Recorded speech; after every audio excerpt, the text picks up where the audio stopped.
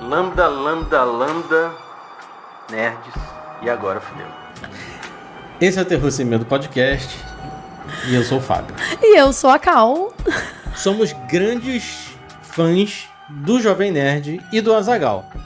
Queríamos muito ter assistido esse filme no cinema. Infelizmente não estava disponível aqui na nossa cidade porque não tinha Cinemark, porque eles fizeram um acordo com o Cinemark, né? Fomos convidados para a premiere, mas estávamos fora do Brasil.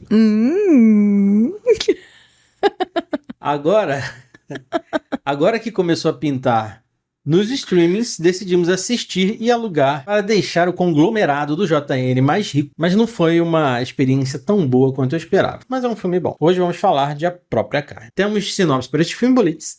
Temos! Em meio à Guerra do Paraguai, 3 soldados desertores encontram refúgio numa casa isolada na fronteira. Lá vivem apenas um fazendeiro e uma jovem mulher. O que parecia ser salvação logo se revela mais terrível que a própria guerra. E onde podemos assistir este filme, Bolitz? No YouTube pra alugar. E a gente só assistiu no YouTube, mas deve ter em outras plataformas. E hoje teremos spoilers de A Própria Carne. E além de você encontrar refúgio na fronteira de Brasil-Paraguai, Beats, aonde você encontra refúgio também? No Terror Sem Medo 13, tudo junto 13 numeral. Nas nossas redes sociais. Você está assistindo ao vídeo e pode ver o que tem na tela, ou se você está ouvindo Terror Sem Medo 13, tudo junto e 13 numeral. Você encontra a gente por Terror Sem Medo 13, tudo junto e 13 numeral no Instagram, no YouTube e no Threads. Exatamente. No YouTube temos o nosso podcast em vídeo. Temos conteúdo exclusivo do YouTube, vídeos, inclusive tem vídeo novo que saiu aí com as nossas expectativas de filme para 2026. Tem conteúdo de review de filme em 2 minutos da Cal, tem gameplay que eu faço, já deve estar saindo mais um aí essa semana agora. E a gente tá na nossa campanha para 500 inscritos no YouTube. Exatamente, no Instagram a gente bateu mais de 1000 já. Ai, cara, tô preocupada. No YouTube tamo aí, tamo chegando, hein? Tamo chegando. E você tá no Spotify e não foi pro YouTube, vai lá, só faz essa transmutação de seguidor no Spotify para inscrito no YouTube. Não precisa assistir o vídeo, não precisa fazer nada. Se você só se inscrever e ajudar a gente a chegar em 500, a gente já fica feliz. Porque o YouTube vai liberar a ferramenta de monetização pra gente, que é o que a gente quer, pelo menos para pagar a edição dos podcasts. Essa é a primeira produção cinematográfica do grupo do Jovem Nerd. Mas não é a primeira produção a nível cinematográfico, né? Porque eles têm o França o Labirinto, que é um hit no Spotify, que é muito bom. Eu ouvi, gostei muito, que é um podcast, né? É um audiocast, né? É um audiodrama. E eu gostei muito mais do França o Labirinto do que do filme A Própria Carne. Uma coisa interessante sobre o filme, é um filme brasileiro, né, cara? Isso é inegavelmente muito bom. Ter o Jovem Nerd fazendo um filme, e foi muito surpresa pra mim fazer o Jovem Nerd fazer um filme de terror, né? É verdade, você tava comentando sobre isso mesmo, né? Pô, a gente acompanha o Jovem Nerd desde, sei lá, 2012. Ele é muito antes disso, mas eu comecei a acompanhar ele em 2012. Inclusive, eu comecei a ouvir num episódio, eu não lembro qual, mas falava sobre Rock Pauleira. Eu fui ver lá a data, mas eu acho que ele é de antes, assim, porque esse episódio é mais antigo. Eu conheci o Jovem Nerd no YouTube primeiro, no Nerd Office. Aí depois eu migrei pro podcast, porque eu não ouvia podcast ainda. Inclusive, o primeiro episódio de podcast que eu ouvi foi do Rapadura Cast, não foi do Jovem Nerd. Assim, pra quem tá aqui, você fala, quem é Jovem Nerd e tal? Cara, Jovem Nerd é tipo o bastião dos podcasts brasileiros, assim. Ele não é o primeiro podcast do Brasil, mas é um dos primeiros e já foi um dos maiores, hoje não é mais, porque os videocasts aí... Se os videocasts de Flow e tal já passaram ele, né? Assim, na comunidade nerd, ele é o maior podcast do Brasil. Se você procurar, você não conhece, dá um Google aí, Jovem Nerd, você vai ver. São 2 gordinhos de óculos, né? Barbudos, super carismáticos, e eu sou muito fã deles, cara. Sou muito fã mesmo. Hoje, assim, não acompanho com tanta assiduidade, né? Não fui no podcast ao vivo que eles fizeram, mas continuo muito fã e torcendo por eles, assim. Acho muito legal o trabalho deles. Cara, eles são uns que começaram do zero mesmo, né? E tão grandes aí, tipo, super enormes e tal, pra gente ver, né? Como demora muito pra você conseguir conquistar todo esse espaço, né? Eles começaram lá em... 20 anos. E desses 20 anos, eu acho que pelo menos 10 foi... fazendo o que muita gente faz, né? Que é tendo podcast, tendo videocast. Eu não lembro o ano que o Jovem Nerd parou de trabalhar, mas quando ele ele parou de trabalhar pra fora e ele viveu do Jovem Nerd, ele fez um episódio falando, a partir de agora a gente vai viver só do Jovem Nerd. Pô, foi muito legal, muito emocionante. Nossa, muito legal. Ele foi uma inspiração pra mim, assim, muitas coisas. Eu e a Cal, a gente já teve uma empresa juntos, né? Com outros amigos nossos, né? Que a gente se inspirou no Jovem Nerd no começo do projeto. Verdade. E tal. A empresa, infelizmente, não foi pra frente, mas... né, as inspirações continuam, o podcast em si, né, o formato brasileiro vem muito do Jovem Nerd. Vem bastante. Inclusive, quando a gente começou a gravar, né, eu falo por mim, assim, o meu grupo, né, que a gente tinha lá o podcast, a gente tinha muito jargão que a gente usava do Jovem Nerd, né, e você via muita gente lá usando os jargões do Jovem Nerd, né, pra fazer os episódios. Era bastante. Então, assim, você via... E eu ficava feliz de usar também, porque eu ficava assim, gente, eu estou sendo uma podcaster. Porque você fazer algo tão grande quanto... Porque pra gente era grande, né? Sei lá, 500 pessoas baixavam o nosso episódio. Pra mim era muita coisa, sabe? Até hoje, assim, sabe? Mas na época, imagina, era muito pouco podcast, né? Podcast quase ninguém sabia o que era um podcast. Você tinha que explicar o que era, né? Que eu sempre falava que era um programa de rádio que você pode baixar. Até a popularização do podcast. Então, pois é. Mas a própria carne foi um grande sucesso fora do Brasil, né? Foi. Ele, inclusive, tem um nome fora do Brasil. The Flash Itself. The Flash Itself, que é a própria carne traduzido, né? Inclusive, o Jovem Nerd e o Azaghal moram na Flórida, eles não moram no Brasil, mas né, eles foram embora do Brasil já faz um tempo também. O Jovem Nerd, ele participou de 2 filmes, né? Participou. Ele participou do... Ele não tá no filme. O filme é a produção e o roteiro do Jovem Nerd e o Azaghal. Mas o Jovem Nerd participou do... Sharknado. Moral no Sharknado. E ele tá no... Ai, no filme do Porta dos Fundos, não é? De Natal. Eu não lembro exatamente em qual filme que ele tá. Mas ele já apareceu em mais de um filme. Assim, como eles são grandes... Assim, eles são grandes, não. Eles são gigantes. Eles já fizeram público as maiores marcas do Brasil. Pô, impulsionaram uma galera aí, hoje é famosa por conta deles. Mas isso ajudou o filme deles ter uma nota muito boa no IMDb. Porque, assim, muitos fãs deles foram lá e deram 10 pro filme, mesmo não gostando tanto do filme. É verdade, mas agora, eu tava vendo, tá 6.5. Tá 6.5. Mas se não fosse esses 10, com certeza tá né? mais baixo. É verdade. Assim, eu vou ser bem sincero, eu sou fã deles, mas o filme peca em muita coisa. A gente vai falar no podcast. Não sei se isso vai chegar no ouvido do Jovem Nerd e do Azaghal. Não é uma crítica a eles, é uma crítica ao trabalho deles. O filme é muito bonito. Nossa, ele é muito bonito. Não sabia que o Ian era um profissional tão foda quanto ele é. Ele fotografou esse filme como se esse filme fosse um filme hollywoodiano. É maravilhoso esse filme. É muito bom. As cores, os enquadramentos. Tem umas cenas sem corte que a gente sabe que tem corte, mas... O corte é bonito, né? Por eles terem a expertise do YouTube. O Ian, ele é criador do Porta dos Fundos, né? Tem o know-how de fazer vídeos do Porta dos Fundos diário, né, mano? Todo dia tem vídeo do Porta dos Fundos, né? E o Jovem Nerd e o Azaghal tem conhecimento da internet, né? Então, tipo, muito bom, assim. E eles são muito rígidos no trabalho e tal, né? O roteiro desse filme pecou muito. Muito, muito, muito. Mas a gente vai entrar mais em detalhes depois também. O filme, ele é dirigido, né, pelo Ian SBF, criador do Porta dos Fundos, né? Ele também dirigiu vários filmes. Dentre eles, tem o Porta dos Fundos Contrato Vitalício. Só tem uma coisa legal nesse filme. O quê? Eles fizeram uma brincadeira com o pôster desse filme. E o pôster desse filme é igual ao pôster do primeiro filme dos Vingadores. E ele fez também Entre Abelhas. Eu coloquei filmes que a gente assistiu, né? Mas se você olhar no IMDb lá dele, tem várias produções, cara, né? Tem muito bom, série, tem curta, tem de tudo, assim. Entre Abelhas é muito bom. Como a gente falou, o Dave e o Alexandre, né? Que é o Azaghal e o Jovem Nerd, eles são donos, né? Do Jovem Nerd, do conglomerado Jovem Nerd ali. E da produtora do filme, que não é só produtora do filme, que é a Nonsense. Que é uma produtora que, na real, é do Azaghal. Eu não sei se ela é do grupo Jovem Nerd, mas ela era uma ideia do Azaghal, tanto que o logo é um macaco fumando, que o Azaghal gosta do macaco fumando.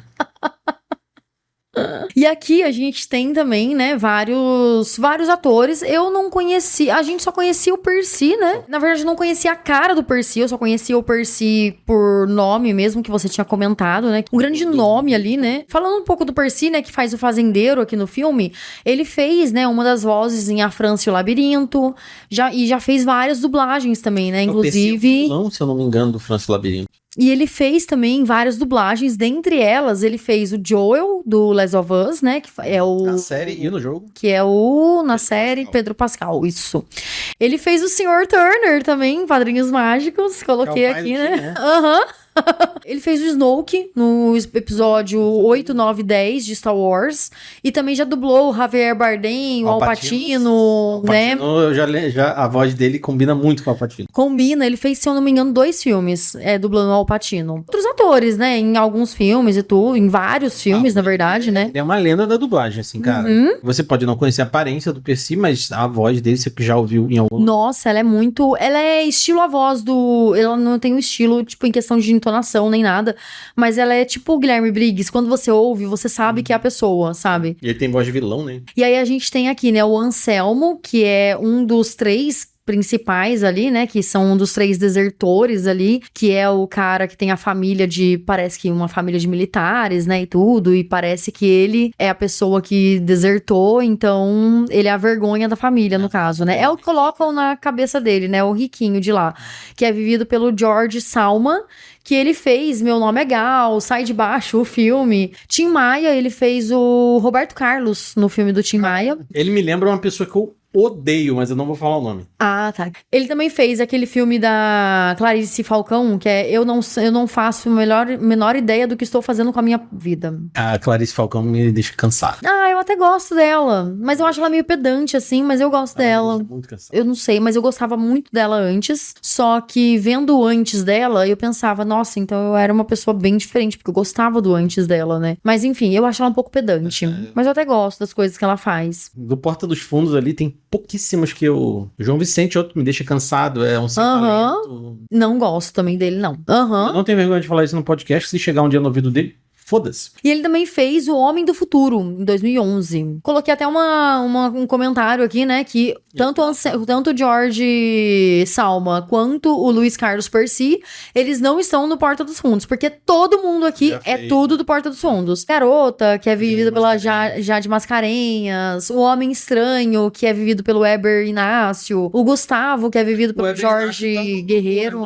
Da Terra de Godá, né? Tanto ele quanto o Coronel também, o Camilo Borges. Os dois estão no Hermanoteu, Terra de Godá. Coronel, eu lembro. E o Pierre Baitelli, que é o Gabriel, né, que faz o Gabriel, ele tá em Capitu, na minissérie, né, de TV de 2008. Ele fez Malhação também, com muitos atores, e Estado de Exceção. Ele também fez várias novelas, vários filmes, curtas e tudo mais. Não conheço. É isso, né? A gente tem esses atores aqui. Eu não conhecia nenhum, assim, antes, assim, sabe? Porque eu acho que esses atores do Porta dos Fundos, né? No Porta dos Fundos, eles são de mais novos, assim, né? Porque eu conheço o Porta dos Fundos mais antigos, assim.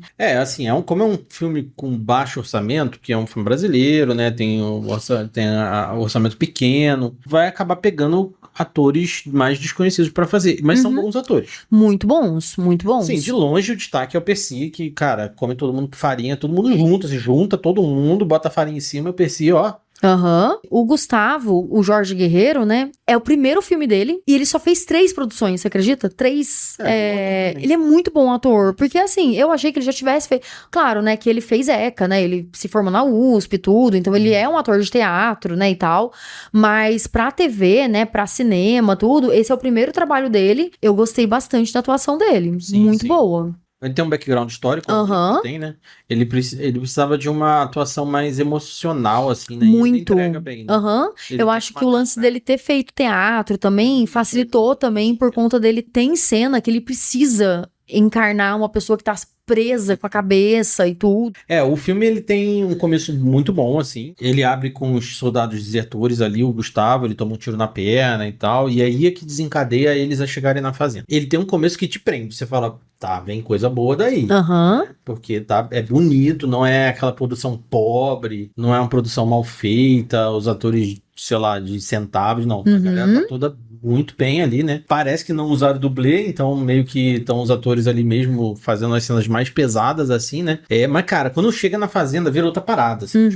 Ele vira um filme de terror de fato, assim, né? Eles chegam nessa fazenda onde tem o Percy, que é o fazendeiro. Eles não têm nome, que ele é o fazendeiro, e tem a garota. E assim, ela é super esquisita, e o Percy, nos trailers, eu achava que ele ia ser aquele cara meio bronco, tipo um Wolverine de saco cheio, assim, resmungando. Não, ele tem tiradinha, tem piadinha, fala, vocês não vão sair daqui. Porra, foda, né? Ele inferniza mentalmente o pessoal, né? Aham. Ele fala que precisa da perna do Gustavo, tirar, né, a perna do Gustavo, porque tá em febre e tal, por causa do tiro, mas eles acabam fazendo uma cirurgia ali, e muito inteligentemente o Ian corta a cirurgia, né? Pra gente não ver, porque não tem orçamento pra fazer uma cirurgia. Sim. E deixa a gente pensar como foi, porque ele desmaia e acorda depois. Que é assim que funciona quando a gente toma anestesia. Uhum. Que no caso ele tomou clorofórmio. Que é uma coisa que é do Chaves, né? Muito clorofórmio. É verdade. Eu vi, hein? Eu vi. Eu vi que vocês assistiram Chaves. E assim, tem coisas muito boas. Tem uma hora que eles três estão conversando e o diálogo tá na cara deles assim, né? A câmera geralmente fica muito perto, assim, porque como não tem muito cenário e tal, né? O cenário é sempre o mesmo, pra não cansar também o cenário. Mas, cara, muito boa essa cena de conversando, porque você fica, cara, tem uma hora que mostra a boca de um, o olho do outro, o olho a boca e o olho do outro, o nariz de um, aí você fica uma cena tensa, né? E eles estão conversando bem sussurrado, assim, porque isso dá uma sensação de que eles estão muito próximos uns do outro, e tá uma sensação de desespero, porque você vê, ora, um tá falando e tá só aparecendo o olho dele, e um desesperado. E tá atuando com o olho, né? E assim, a gente falou que eles são soldados e tal, mas o filme se passa em 1870, durante a Guerra do Paraguai, porque foi o Paraguai, Uruguai e Brasil, né, a guerra? Isso, É 1870? 1870, que no caso acabou a guerra, né, já tava acabando. Eu não conheço nada de história, então o que eu sei é dali, né? Eles não dão um contexto histórico muito grande também. Não, eles só falam mesmo na questão da guerra mesmo, né, do Paraguai. Essa guerra do Paraguai, ela foi motivada como várias guerras, né, que é motivada por questão política, econômica e territorial. E o Paraguai, era um país, eu não sei se ele sempre foi um país que não tem, por exemplo, saída para o mar, queria fazer aliança ali com algum país que tivesse saída para o mar e tal, para facilitar a vida ali. E aí até que, um dado momento, o Paraguai invadiu o Mato Grosso em dezembro de 1864, e aí isso acabou mobilizando, né, o Brasil, a Argentina e o Uruguai para lutar contra o Paraguai. Foi aqueles, né, 3 países lutando contra um. E assim, a guerra, ela só durou 6 anos, porque ela durou 6 anos, né, começou em 1864 e foi até 1870. E ela só durou tanto tempo assim porque, primeiro, que teve desentendimento, né, entre os militares da Argentina e do Brasil. A geografia também do Paraguai, ela era péssima, porque era muito pântano que tinha, impedia a movimentação mesmo dos militares. Essa falta de conhecimento, né, do território paraguaio aconteceu devido ao isolamento do Paraguai, né? O Paraguai sempre foi um país muito isolado, então ninguém sabia como é que funcionava o território do Paraguai, ninguém sabia que era um monte de pântano lá. E o que aconteceu? Os militares do Paraguai, eles eram muito motivados pelo líder ali, né, que era o Solano Lopes, ele que fez com que a guerra começasse a acontecer mesmo, porque foi ele que, não, a gente precisa de terras e tal, ele que influenciou essa invasão do Mato Grosso. E aí ele colocou na cabeça de todo mundo lá do Paraguai que essa guerra era importante por conta da defesa da independência paraguaia. E na verdade eles só queriam terras e aumentar a economia. Os militares paraguaios, mano, eles estavam lá, tipo, fudido da vida, entende? Então assim, eles já sabiam como é que era o terreno deles, apesar de o Paraguai ser sozinho ali contra a Tríplice Aliança ali, né, eles estavam fudidos da vida, só que eles saíram mais perdendo, assim, sabe? Porque depois, né, o resultado da guerra, o Brasil saiu super impactado economicamente, porque ele saiu devendo, porque ele gastou 11 vezes o orçamento anual do país pra esse conflito. Quem que tava administrando isso aí mesmo? Os militares. Malditos milicos. Nessa época, essa guerra fortaleceu o exército como uma instituição, também, né, marcou o início do fim da monarquia, no caso, né, do Brasil, assim. Então aí, a partir daí, começou o presidencialismo, essas coisas. Sobre o Paraguai, eles foram os mais prejudicados, assim. Eu não vou falar sobre a Argentina e o Uruguai, né, porque a gente tá falando sobre Brasil e Paraguai aqui. O Paraguai saiu mais prejudicado, por quê? Porque, mano, eles perderam quase 70% da população. Caralho! por conta de morte, mas também tinham, né, umas epidemias que estavam acontecendo lá e tal, mas muito por causa de morte, porque como eles não tinham tanto exército, tanto é que nessa época da guerra, eles diminuíram, inclusive, a idade, né, pra você se alistar e tal, e tinha crianças de 9, 10 anos se alistando pro exército, então eles matavam, os soldados matavam crianças que eram soldados, entende? Então era criança, era velho, todo mundo morrendo por conta disso. Aí isso daí é mais uma questão, tipo assim, lógica que as pessoas falam e tudo, né? Não sei se tá em livro isso, mas o Paraguai só é um país mais atrasado da América Latina por conta dessa época que eles tiveram mais ou menos 30% da população ali. Então não tinha mão de obra pra eles levantarem a cidade, pra eles criarem um país mesmo, assim, sabe? Aí é isso. E fora que eles ficaram com menos terras, porque a Argentina pegou parte da terra paraguaia, só não pegou mais porque o Brasil não queria que a Argentina pegasse mais. Então eles lutaram pela soberania da terra paraguaia pra isso. Então tinha ainda esse entrave Brasil e Argentina nessa época, assim. Foda. Caraca, ó, não vou falar que dizimou a população, porque não diminuiu a 10, né? Uhum. Mas, tipo, sobrou 30%. Porra, imagina, de 100 sobrou 30. Aham. De 10 sobrou 3. É. Deixou o país em frangalhos, com pouca população, sem dinheiro, atrasado tecnologicamente, por causa de terra e dinheiro, né, velho? É, só isso. E outra, eles saíram com menos terra, menos dinheiro, menos tudo, e todo mundo saiu fudido. É dessa guerra que a gente tá falando, né, no caso, a própria carne, né? E assim, o que eu acho interessante, né, depois que a gente vê essa questão da guerra e tal, é que eu vi um vídeo também sobre a questão psicológica, né, desse filme, com questões de estresse pós-traumático, né, por conta de você vivenciar toda uma guerra, porque provavelmente esses caras estavam lutando há muito tempo, né, Sim. ou eles estavam lutando durante 6 anos, ou eles estavam lutando há, sei lá, algum tempo ali que eles foram levados mais pro final da guerra mesmo, né, eles estão com estresse pós-traumático. Então eles chegam na casa, essa perspectiva psicológica do filme, eu achei interessante e isso fez o filme ficar mais interessante pra mim, você acredita? Porque esse filme, ele é confuso quando a gente assiste, aí quando você vai meio que mastigando ele ali e tal, digerindo ele, você pensa, nossa, é interessante, porque ele é muito subtexto, assim, sabe? Esse filme é totalmente de subtexto, assim. Porque ele parece só um filme de guerra, que o pessoal foi lá pra casa, todo mundo morreu, né, praticamente, e aí... Então, é que eu acho que isso já bastava pra ser um filme de terror. Aham. E aí, por isso que eu acho que o roteiro é ruim. O roteiro, eu acho, sinceramente, o roteiro desse filme é ruim, Aham. porque ele tenta ser maior do que necessariamente ele é. Então, pois é. Só que o que acontece? Esse vídeo... ele tava falando sobre essa questão psicológica, né, do estresse pós-traumático. Que daí você tem o estresse na floresta lá, né, que você tá vivenciando toda a sua vida de soldado, aí você encontra uma casa que você vai usar de refúgio mesmo.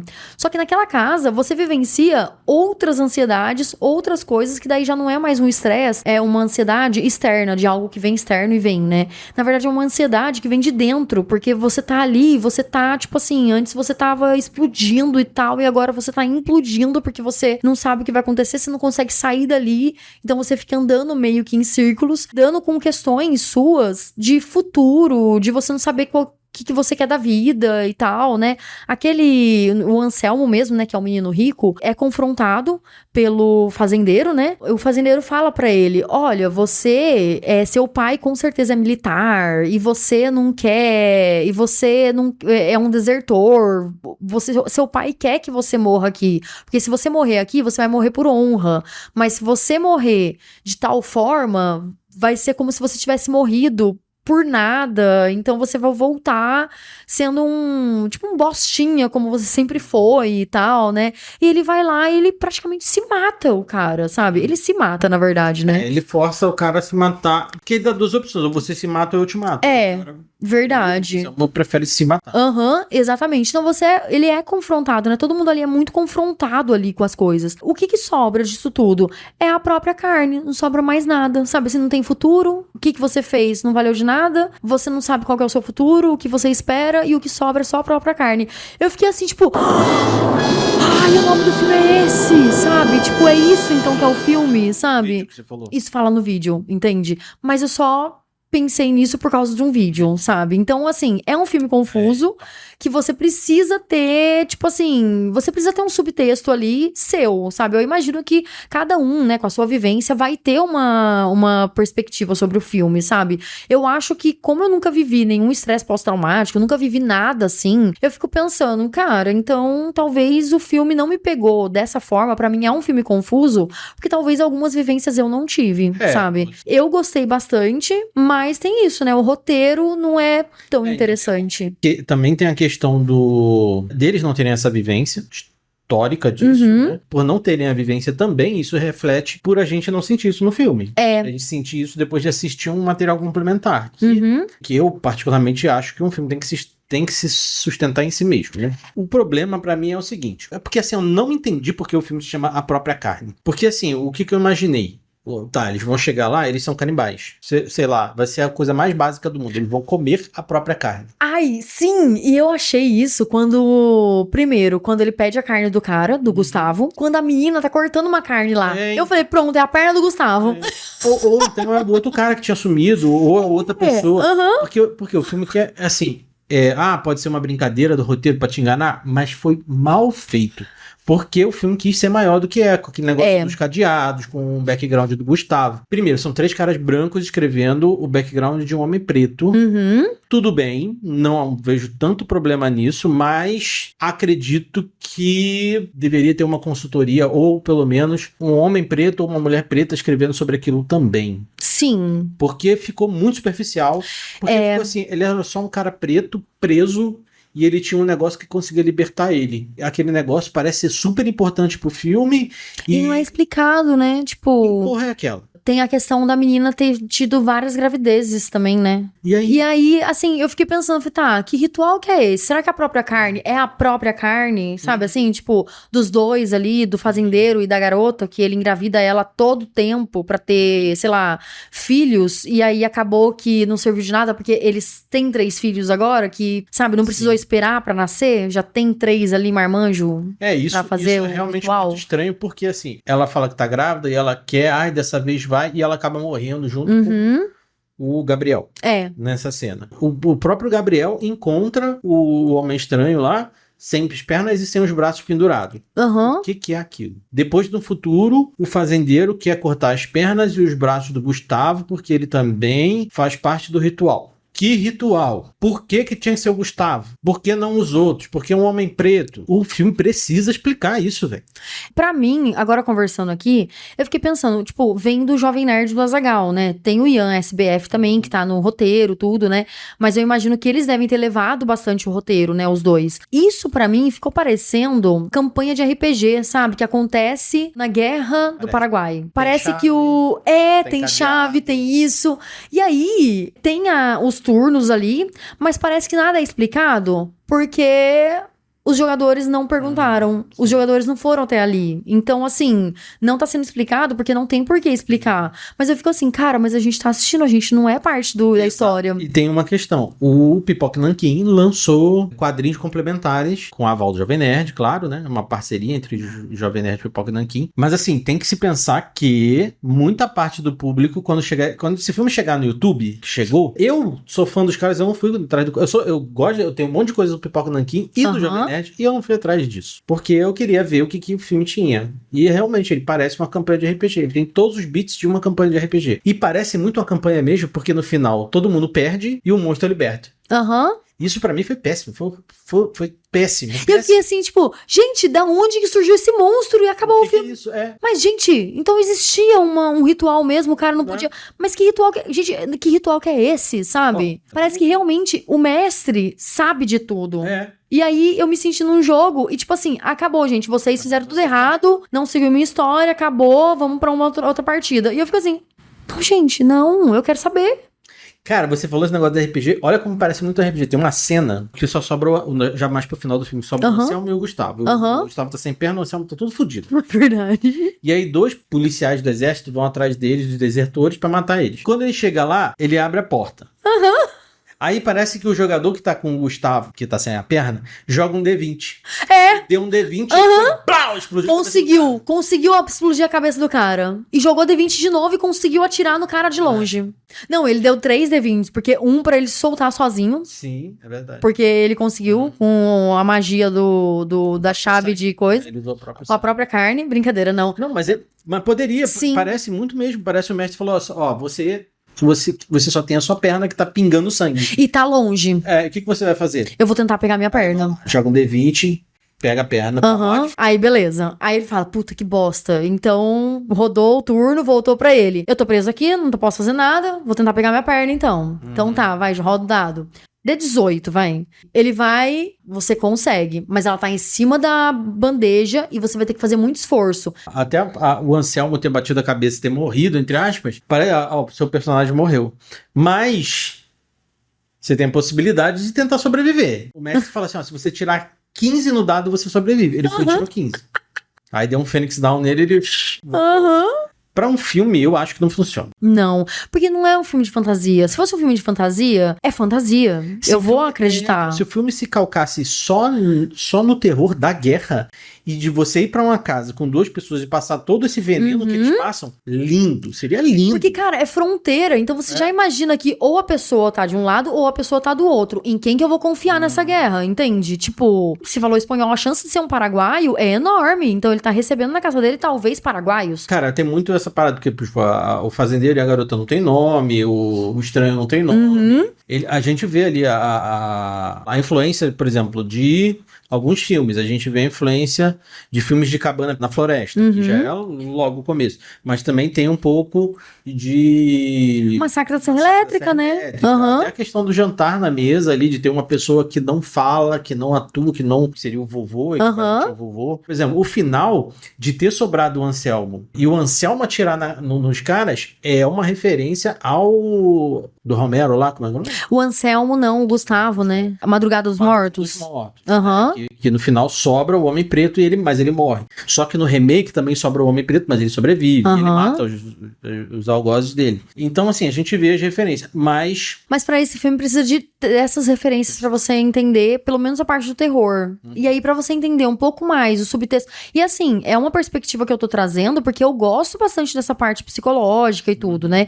Mas se eu não curtisse, seria um filme sobre guerra, um pouco confuso, porque no final vem um bicho, sabe? E eu fico assim, tá, e aí? Entende?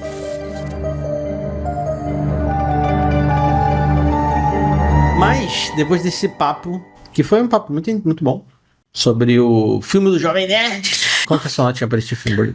Olha, minha notinha vai ser 3,5. Porque, assim, o filme, ele é mediano. Então, assim, enquanto filme, 2,5. Mas, pra mim, conversando sobre isso e tal, né? Vendo a questão do subtexto, eu achei interessante isso, né? Depois de ter visto esse vídeo e tudo, eu entendo, né? Que, mano, nenhum filme deveria precisar de um vídeo de YouTube falar sobre isso. Então, pra mim, isso perdeu bastante, assim.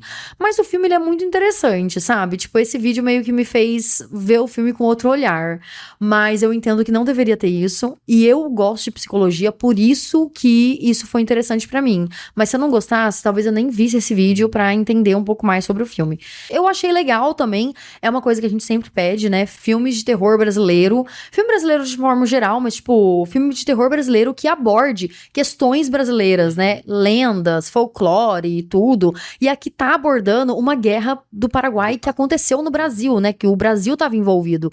Então eu achei bem interessante, sabe? Colocar o terror dentro de algo, tipo, o terror fantástico, dentro de algo que realmente aconteceu, sabe? Eu só não gostei dessa questão meio RPGista, assim, sabe? Porque não ficou muito explicado, então eu assim, me senti meio que assistindo uma partida de RPG. Acabou, e eu fiquei assim, tá, agora eu fiquei com dúvidas, eu fiquei com um monte de ponta solta e ninguém pra explicar, porque o mestre foi embora, sabe? E ele sabe o que ele queria. Todo mundo fechou o livrinho e pronto, sabe? Então, pra mim é 3,5 por conta disso.